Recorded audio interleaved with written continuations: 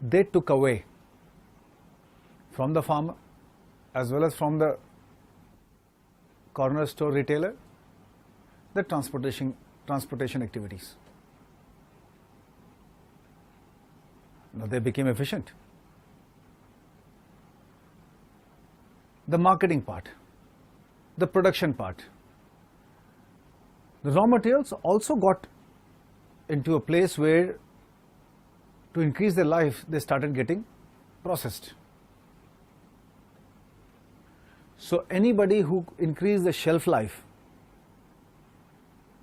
of the raw material or a food product, or let us say a food product producer, also took away a huge amount of storage. So now what happened, suppose if it is to do with tomatoes or potato sale,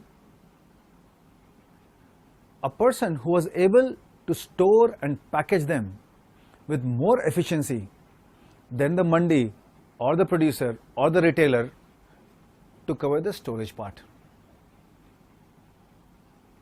So finally, because of better storages, the wastages went down, and not only went down, the availability went up. Because if there was a nice cold storage, the potatoes could be available for a longer period of time. And since he was storing them, he also started sorting them. He started packing them in small packages. There were already a nice transportation business available, and that would take this sorted thing to the retail outlet. So now the knowledge which was present with the retailer, corner retailer, that means he knew who buys how much, was now not required to be given to him. It had to be with the person who's packaging, because that packaging helped not only movement or putting that stuff on the retail counter, it also increased the life of the product. So now the size in which you would package was also taken away. The customer straight away started asking that I need 1 kg packet, 2 kg packet, or half a kg packet. The activity left with the retailer was to provide a shelf space. One part was still to a great time with the corner retailer. That was a bit of financing or giving on credit. That also got taken away when the consumers started having credit cards. The reason credit cards came up because they were giving much effective and much wider service, that if you have my credit card, why only corner store? You can also buy petrol, you can also do this. 20 other activities could be done because of the credit card. The financing got taken away by specialist company. Transportation got taken away. The packaging got taken away. The sorting got taken away. Now, the people packaging and sorting who were sending packaged goods also took away a bit of marketing from their corner store. Why? Because they wanted to tell the customer what they are doing. What products do they make? And how it is going to impact them.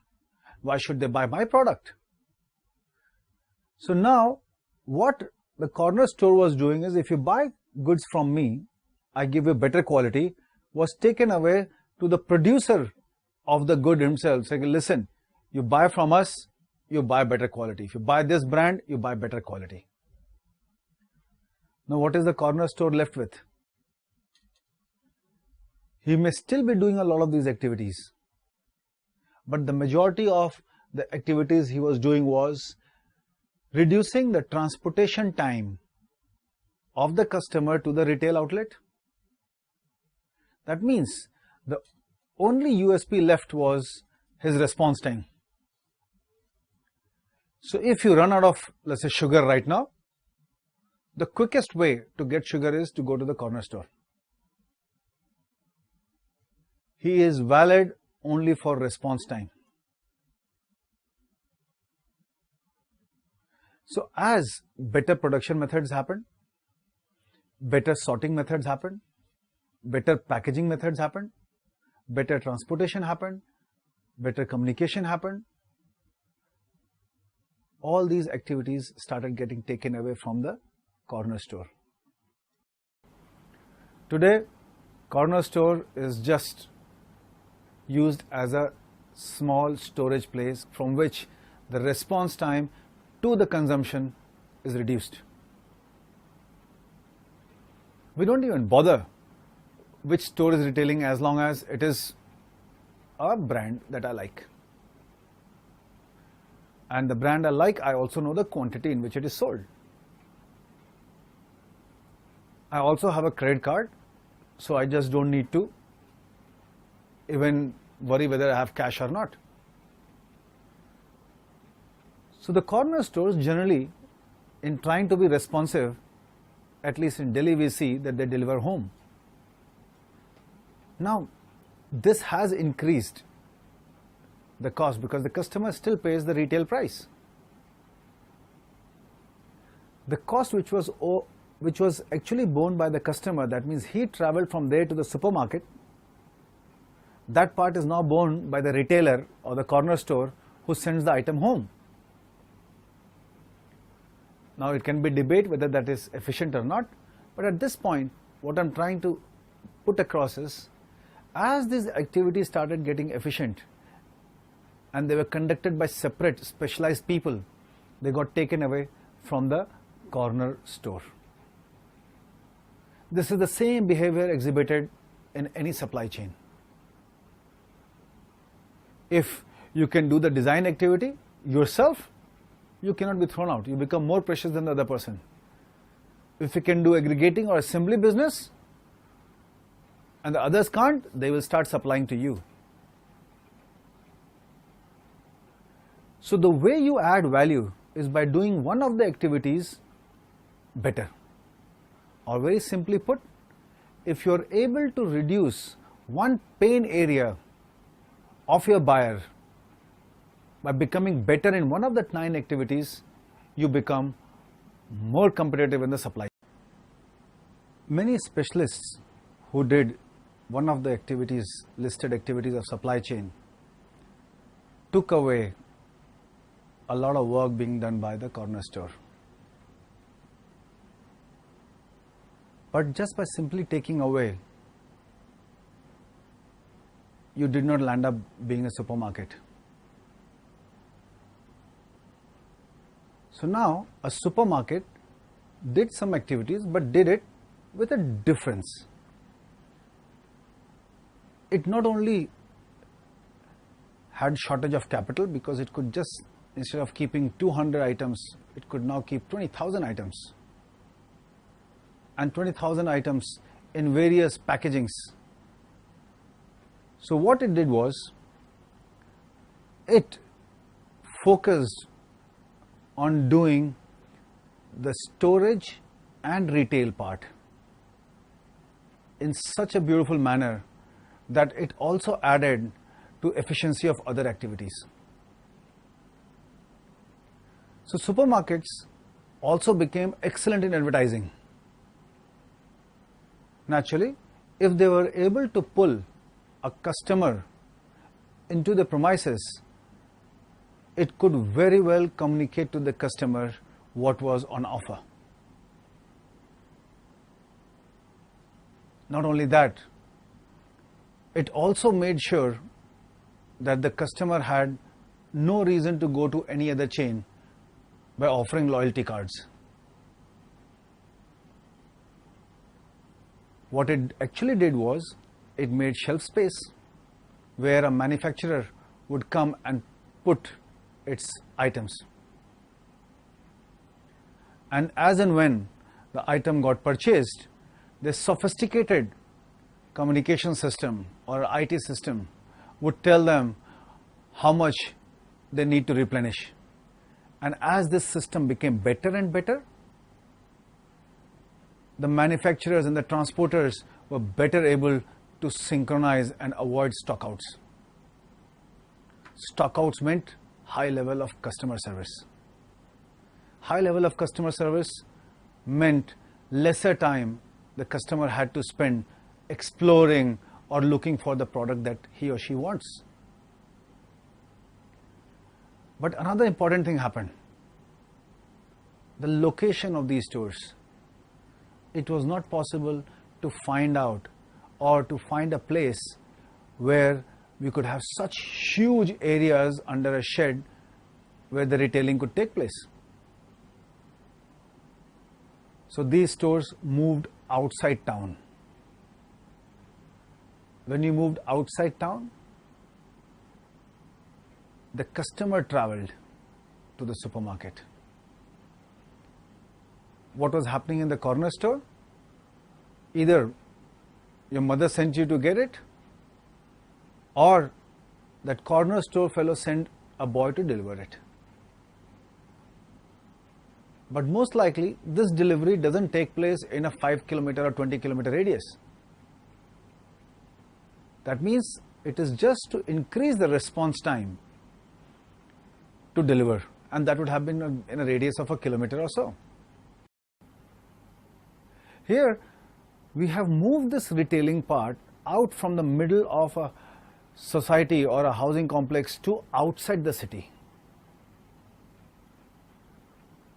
Now, when you do that, there has to be enough pull or enough convenience for somebody to reach that place.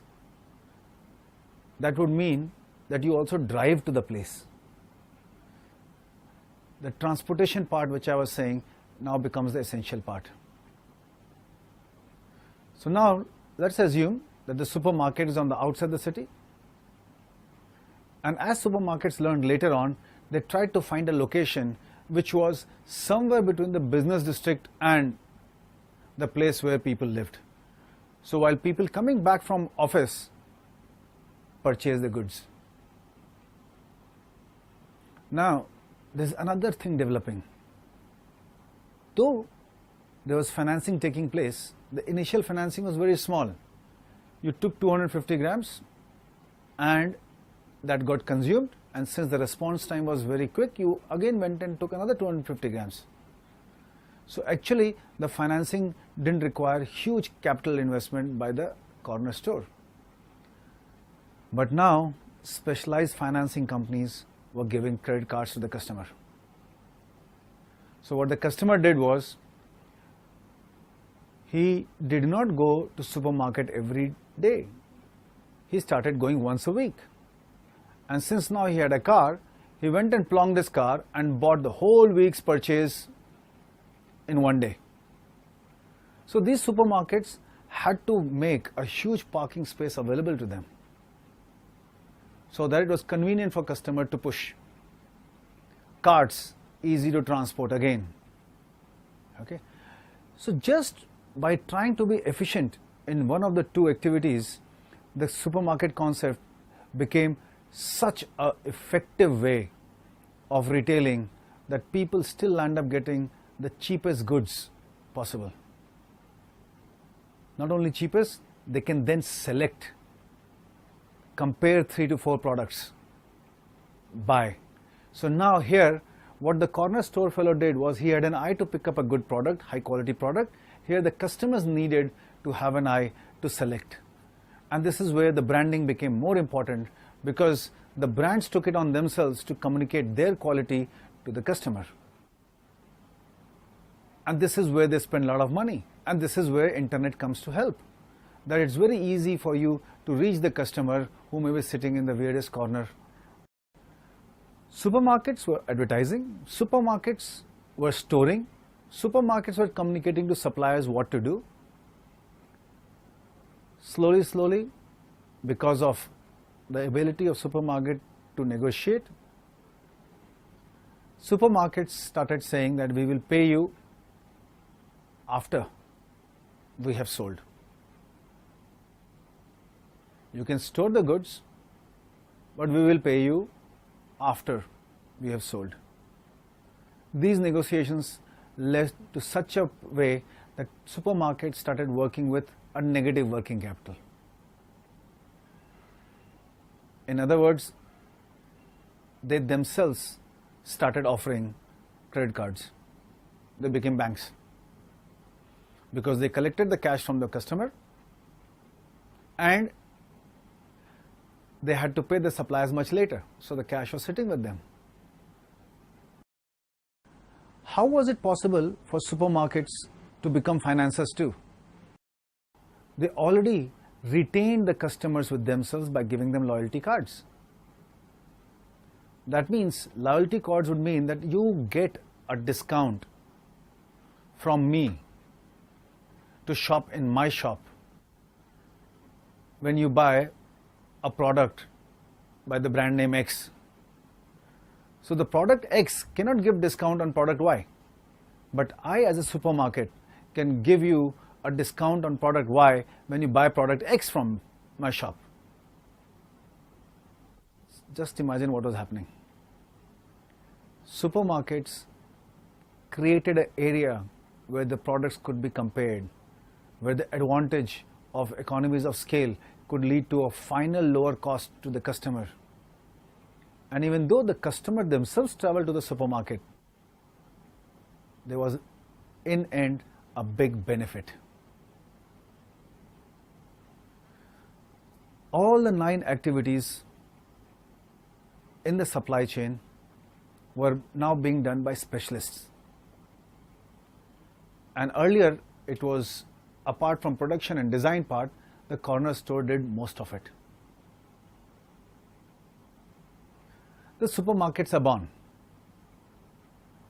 Now we can still think of better ways, or we can take another example to see which way is the supply chain going.